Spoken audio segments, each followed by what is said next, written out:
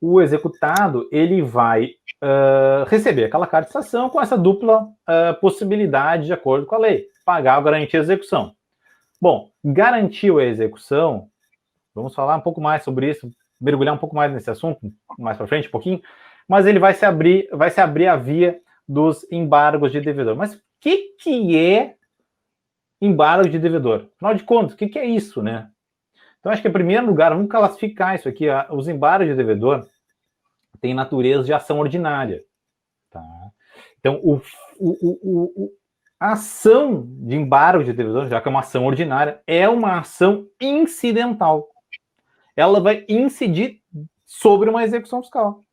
No passado, no tempo do processo físico, né?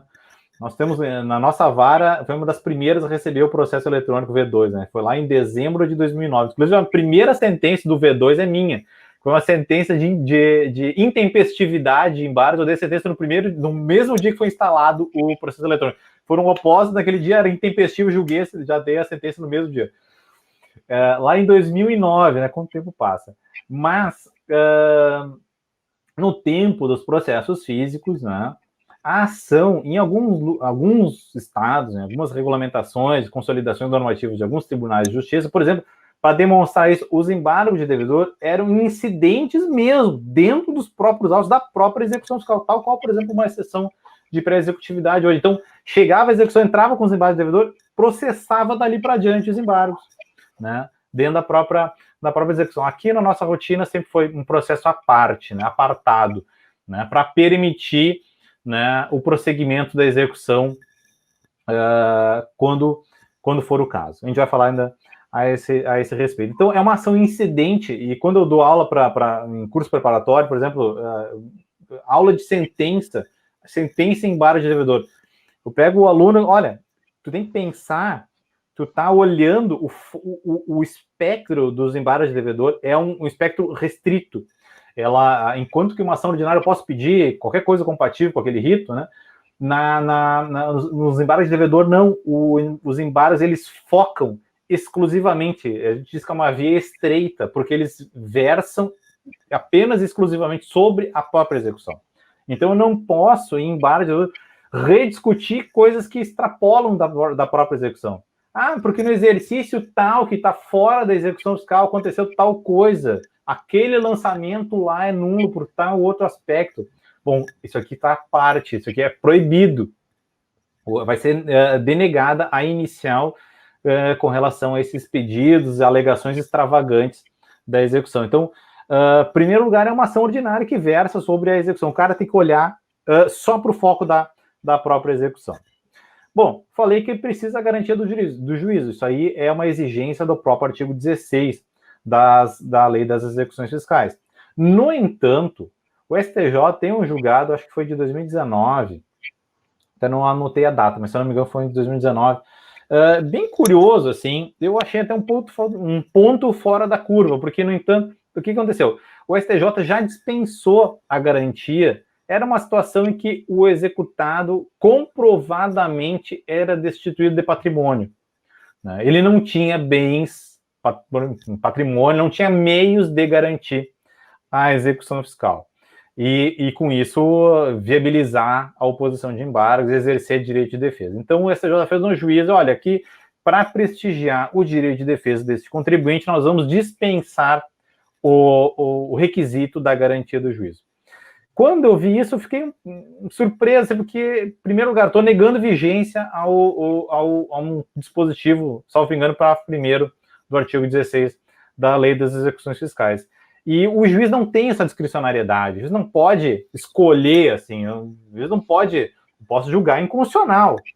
Digo, essa exigência aqui é inconstitucional, isso eu posso dizer. Eu não posso escolher lei, né? Eu tenho que saber o que se incide naquela situação e fazer cumprir a lei, a Constituição e as leis da República, assim como o juiz jura, né, no momento da sua posse. E aqui teve uma certa escolha, e aí eu lembrei da súmula vinculante 10 do Supremo. O Supremo diz, olha, na verdade não se pode afastar uma lei sem reputá-la inconstitucional e sem o princípio do full bench, lá, o reserva de plenário, né? Então, tem essa situação. Eu acho que é um julgado fora da curva, mas fica a notícia de que já houve essa possibilidade, certo?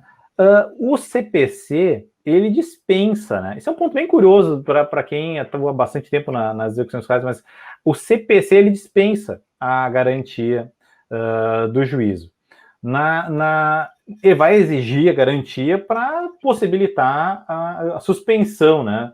Mediante plausibilidade das alegações, risco de dano, né? Ou possibilidade de um dano irreparável pelo prosseguimento da execução fiscal. Muitas vezes isso não acontece, não tem risco de dano irreparável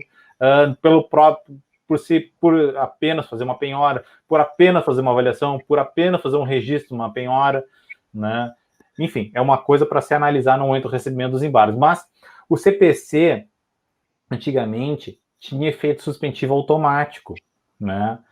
Proporcionava efeito suspensivo automático à execução. Por isso que os embargos eram encartados na própria execução. Embargou, suspendeu a execução, né? Diferente até lá da decisão de imprescritibilidade, né? Esqueci de falar, porque na verdade a exceção não suspende a execução, não pode suspender a execução fiscal.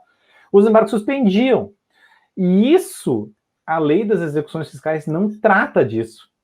Se tentou criar uma conjugação do artigo 19 com 23 da lei das execuções, mas a lei das execuções não versa sobre efeito suspensivo dos embargos. Ela não tem previsão disso. Não tem.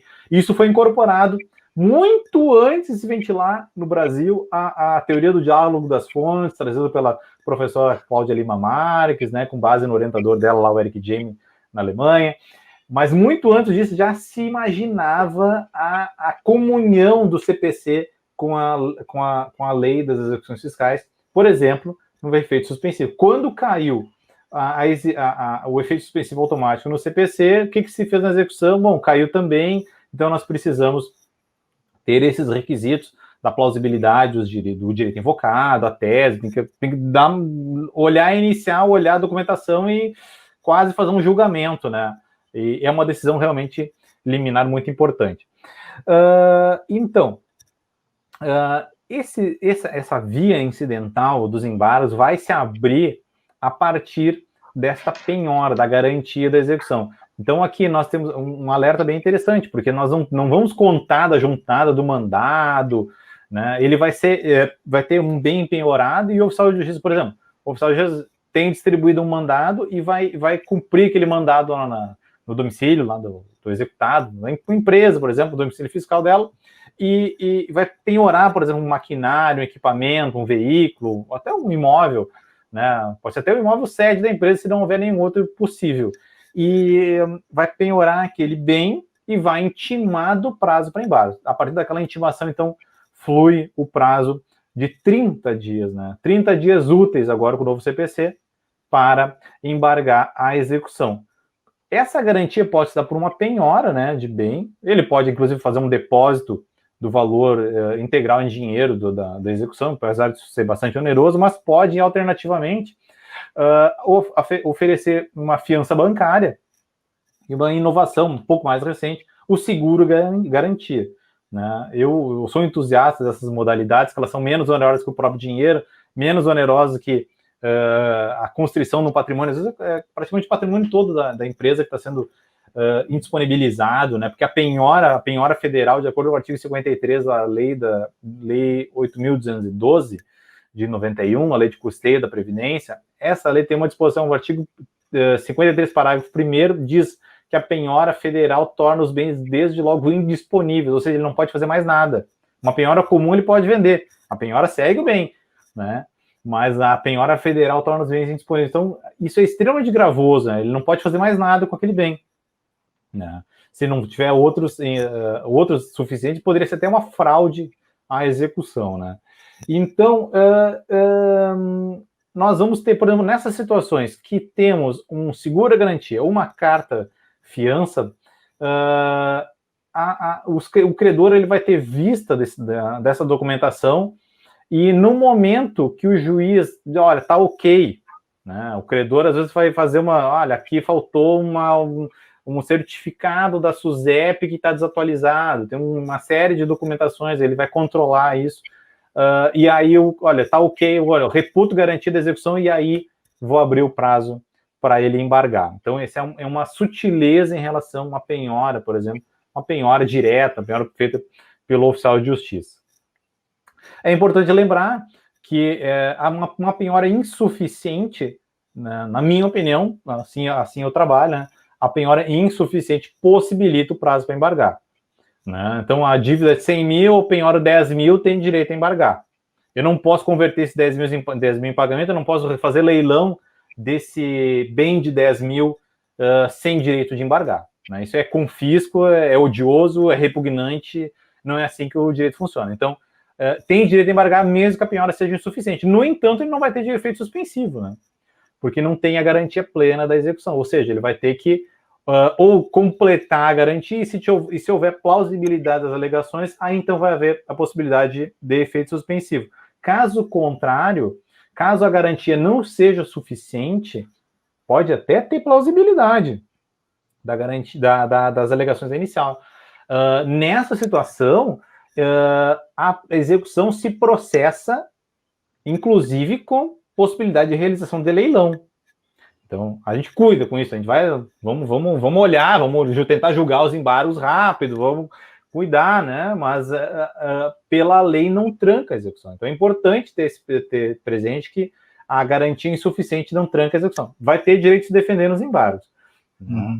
Mas vai seguir a execução como execução definitiva. Então, esse penhora é insuficiente. O que não abre prazo para embargos aqui é uma zona cinzenta, como eu falei antes, mas é uma zona cinzenta porque não se tem um parâmetro legal da penhora irrisória. O que é a penhora irrisória?